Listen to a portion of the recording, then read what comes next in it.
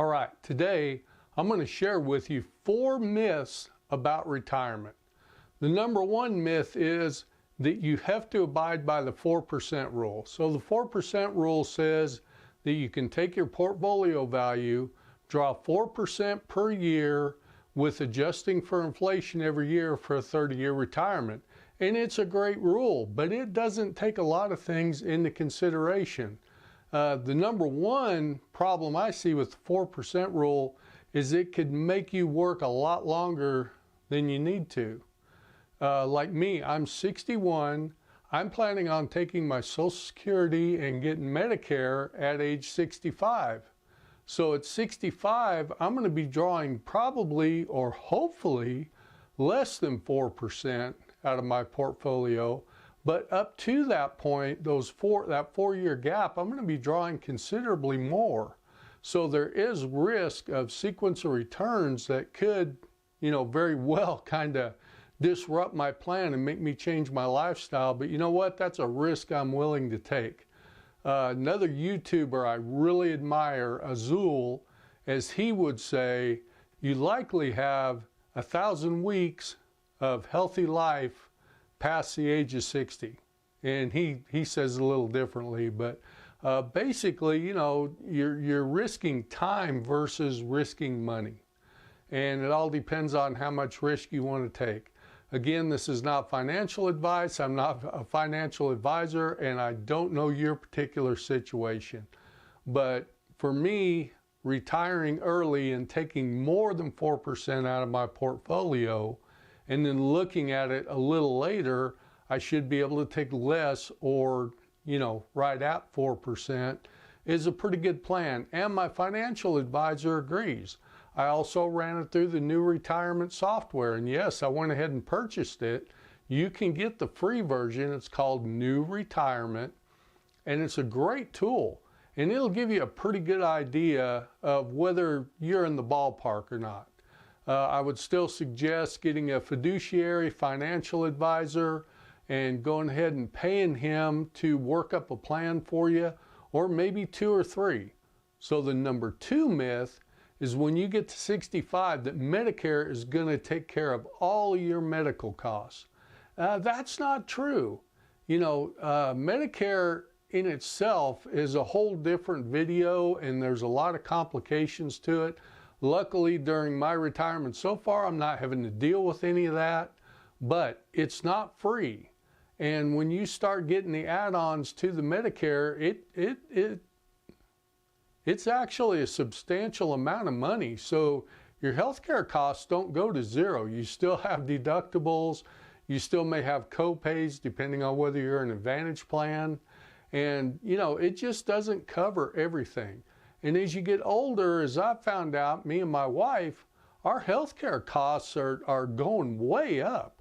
So we went ahead and budgeted quite a bit more than what we're currently spending on healthcare costs in the future. And that's one of the nice things about the new retirement software is you can go ahead and break it up into different phases of retirement to help out with that planning. So don't feel like when you get to Medicare age, all your health care costs are covered, because they're really not. So the number 3 myth, and this ties a little bit back into number 1, in that you can work as long as you want to. I'm going to build my retirement plan planning on 67 or 70 being my retirement age. Well, that's a good retirement plan, except for the fact that you don't know what your health is going to do. Half or nearly half of retirees retire because of illness or disability. And, that's a bad place to be when you can't work anymore. And those scenarios do come about. I know I worked for a great company who had a lot of benefits and they really took care of us. But, you might get by for a year or two with a long-term illness, but eventually the company is going to have to make a move. It sounds really harsh, but if you're not of value to the company you work for, then, your time is limited and you never know when that's going to come up. So you need to plan to retire as early as you can. You need to build that plan to retire as early as you can. And then if you want to work longer, that's great. You're just making your plan that much more solid. But try to build your plan and your contribution rates so that you can retire a little earlier than that, 67 or 70 year range, because that'll really help you out in the end. And it won't leave you with potentially having to change your entire lifestyle and your plan because of illness or injury or disability. And number 4, and I kind of fall into this category, is I'm going to pay off my mortgage and I'm going to live in my house all throughout the rest of my life.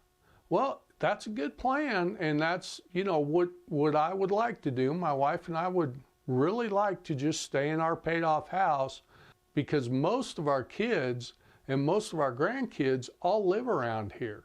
And so it makes sense for us to stay, but things change.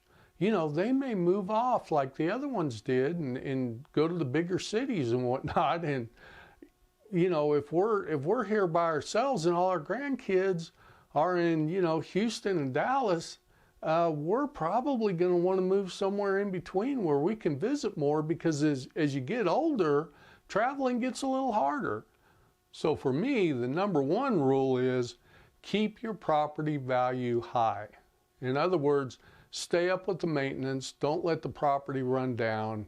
Now, you may not be able to improve it because you're on fixed income during retirement, but make sure that if you do need to sell your home, that you can get fair market value for it and allow yourself to go ahead and relocate if you need to.